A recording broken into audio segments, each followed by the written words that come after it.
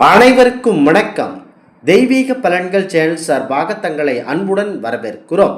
இன்று நம் காணொலியில் காண விரும்புவது ஆடி பிறப்பு சிறப்புகளை பற்றி இந்த காணொலியில் பார்க்கலாம். வாருங்கள் காணொலிக்கு செல்லலாம். மறக்காமல் ஒரு சப்ஸ்கிரைப் செய்யவும். ஆலயங்களில் ஆடி மாதத்திற்கான அதனுடைய திருவிழாக்கான ஏற்பாடுகளை முழு வீச்சில் செய்ய தொடங்கி இருக்கிறார்கள் பொதுமக்கள். பண்டிகையின் தொடக்க மாதமான ஆடி மாதம் சிறப்பாக பிறக்கிறது. அம்மன் வழிபாட்டிற்கு உகந்த இந்த மாதத்தில் ஒவ்வொரு வெள்ளிக்கிழமையும் செவ்வாயும் பொன்னான திருவிழாவான நாட்களாகும். வெள்ளிக்கிழமையில் மகாலட்சுமி வழிபாட்டை செய்வதன் மூலம் உங்களுடைய குடும்பத்தில் இருக்கும் அனைத்து விதமான பண கஷ்டங்களும் தீர்ந்து செல்வத்தில் குளிக்கும் யோகம் இருக்கும். ஆடி வெளி மிக அற்புதமான நாட்களாகவே இருக்கிறது. இந்த நாட்களில் மகாலட்சுமி தேவியும் துளசி இலைகளையும் பறிக்காமல் மகாலட்சுமியை வணங்குவதால் விஷ்ணு பெருமானை வணங்கியதற்கு சமமாகும். விஷ்ணு பெருமான் அவர்கள் வெற்றியை தன் வசம் கொண்டவராக கருதப்படுவதால் விஷ்ணு பெருமானையும் லட்சுமி தேவியையும் இந்த வெள்ளிக்கிழமையில் வழிபாடு செய்வதால் அனைத்து விதமான துன்பங்களும் நீங்கி வாழ்வில் இன்பம் பெருகும் என்பது ஐதீகமாகும்.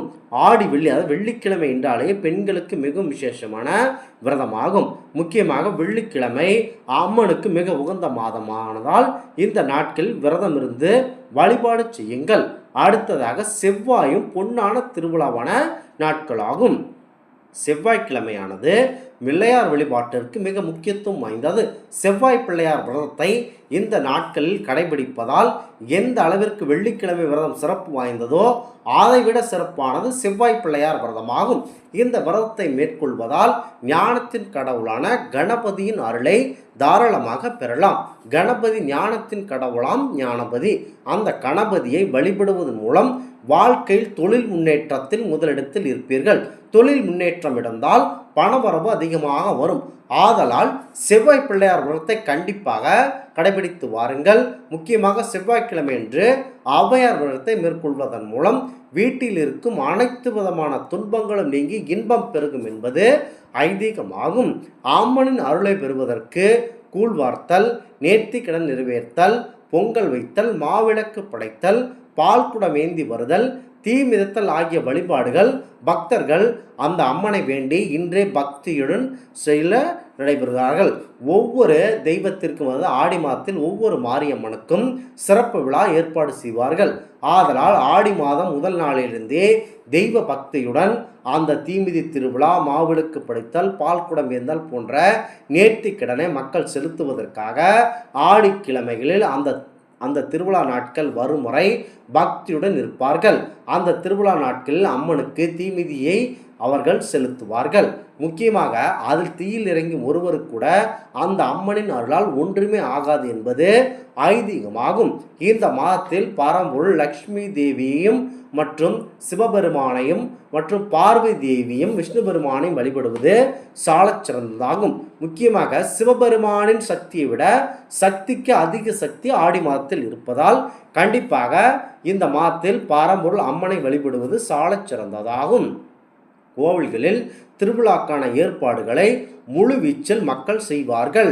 முக்கியமாக பல்வேறு ஆன்மீகத்துவம் வாய்ந்த இந்த மாதத்தில் வரக்கூடிய முக்கியமான விசேஷ நாட்கள் மற்றும் விரத நாட்கள் இங்கு நாங்கள் கூறுகிறோம்.